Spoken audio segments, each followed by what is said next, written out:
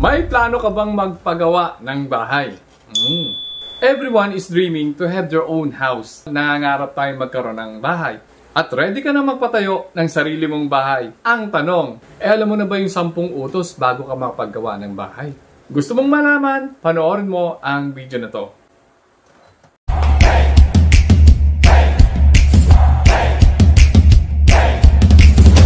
Unang utos.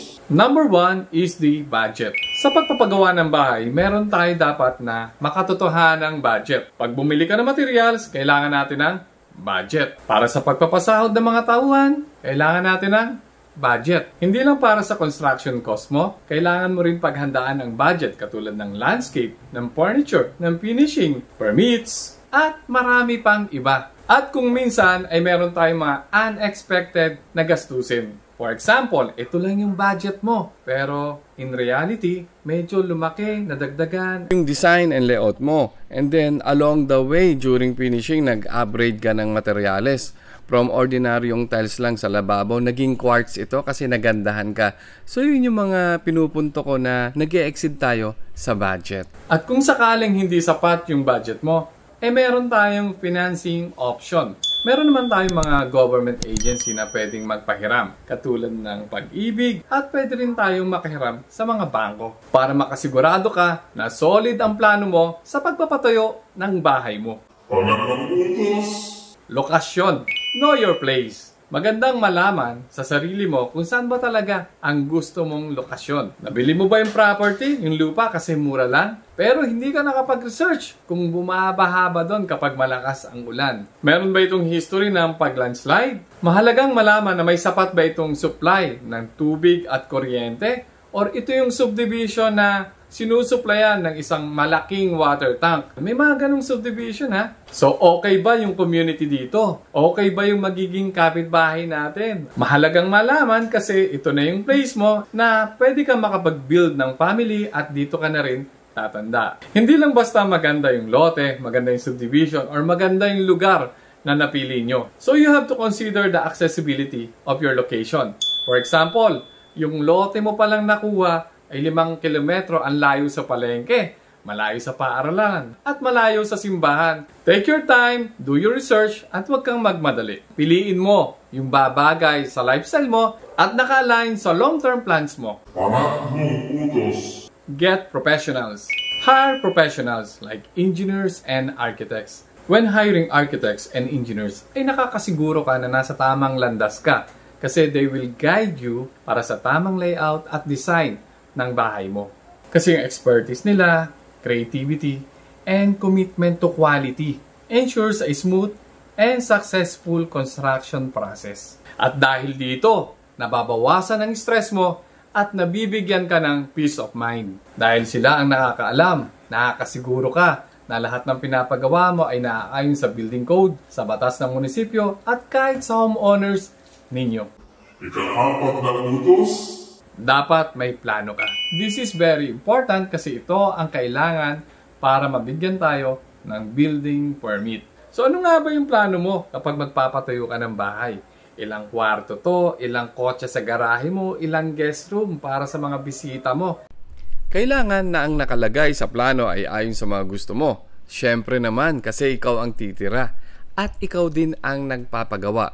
Sa madaling salita, custom-made ang bahay mo sa mga gusto mo at needs mo. Check your lifestyle. Ayan. Gaano ba kalaki yung pamilya mo? Ano ba yung mga future plans mo? Dapat kinoconsider mo ito. Dahil sa modern technology na natin ngayon, you can request your design professionals for a 3D animated walkthrough.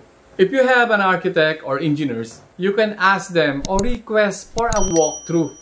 Kasi may mga client, meron tayong mga nagpapagawa ng bahay na kahit may plano na, ay hindi pa rin mag-get yung itsura ng bahay. Kapag meron na tayong walkthrough, this will give us visualization. Dito ay mabivisualize mo kung ano nga ba yung itsura ng pinapangarap mong dream home.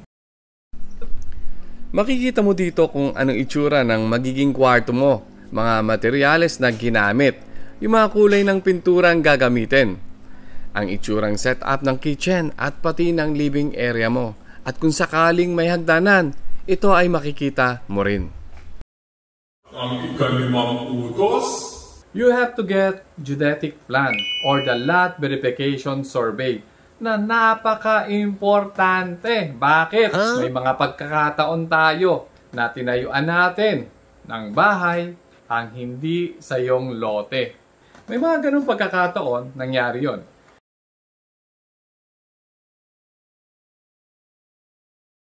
Meron tayong OFW na kababayan. Nasa ibang bansa siya at nagpagawa siya dun sa contractor niya. Ang ganda naman, masaya siya kasi natapos yung kanyang dream home. Pero ang problema nung magbabayad na sila ng amilyar, na found out nila na yung kanilang pinagtirikan ng bahay ay dun sa kanyang kapitbahay. Pag uwi nila, na found out nila na yung kanilang bahay ay nasa maling lote.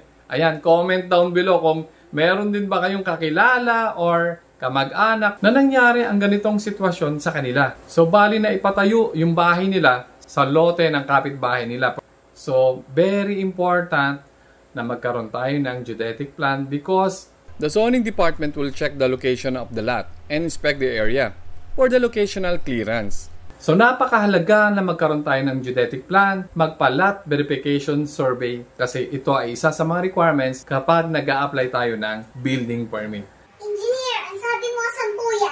Hahatiin muna natin kasi yung ika-6, ika-7, ika-8, ika-10 utos ay para sa part 2. So, yun ang aabangan nyo sa susunod na vlog natin. So, recap muna tayo mga tol. Bago ka magpatayo ng bahay, dapat alam mo yung 10 utos. So, bali yung unang utos is the budget. Pangalawa is the location.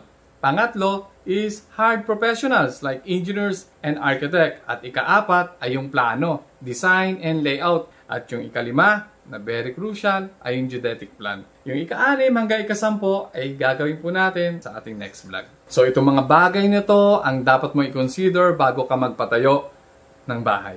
So yun nga mga tol, ang pagpapatayo ng bahay ay hindi lamang sa semento at hollow blocks. Ito ay sumasalamin sa ating values, aspiration, and lifestyle. Magpapatayo ka na ba ng bahay?